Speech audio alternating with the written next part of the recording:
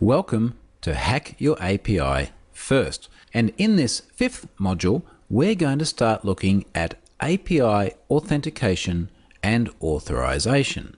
Now, we touched on this just briefly in the last module, where we managed to manipulate the response from the API to then perform an activity which we weren't authorized to do. In that case, it was voting twice. So we've just scratched the surface of authorization. Let's now move on and start drilling down quite a bit deeper. Let's go back to a bit of Authentication 101, and I want to talk about website authentication because it's a paradigm that's been around for many years now, and I'll talk about the relevance to mobile API authentication immediately afterwards. So here's our scenario. We have a user who wants to authenticate to a website, so they log in. Pretty straightforward.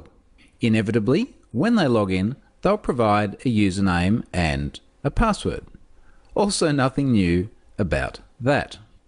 Now, obviously, once the user provides this information to the login page, the website will authenticate them. Let's not worry too much here about how that actually happens, and we'll assume that they get successfully authenticated. In a normal, secure implementation of authentication on the web, the server will then respond with what we call an auth token.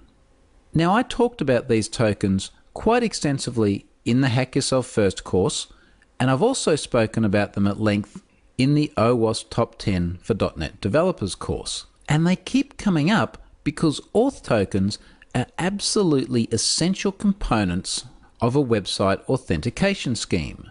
Usually, when you log on to a secure website, the auth token will come back to you in the form of a cookie. So what this ultimately means is that there's a piece of data that sits there in the browser, that's the auth token or auth cookie, which is then sent back to the server on every subsequent request to identify the authenticated user. So they might go to a page to order an item, or check out their shopping cart, or do something else that requires them to be authenticated. And of course, when they make this request, that cookie, and remember that's the auth token, is automatically sent. So the website knows who they are. And really what this is doing here is the authorization component.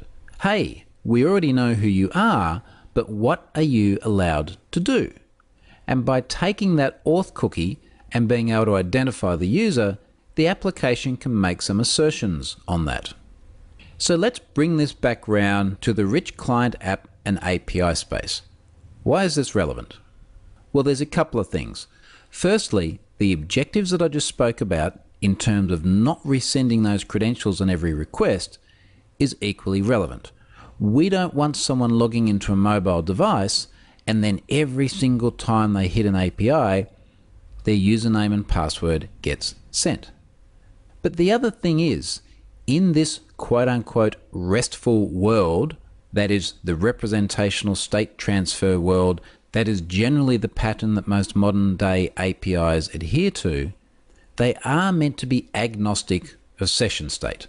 So theoretically, and I'm caveating this simply because restfulness does become somewhat of a religious debate, but theoretically, you shouldn't be sending things like cookies on each request. That would usually depend on a prior request having set the cookie and then persisting it through to subsequent requests. I'm going to leave the intro there because throughout this module, we will talk about the alternatives for authenticating, receiving a token, and then authorizing subsequent requests. But I just wanted to set the context of how it's done in the web and what it is that we need to replicate in the mobile world and what some of those challenges might be.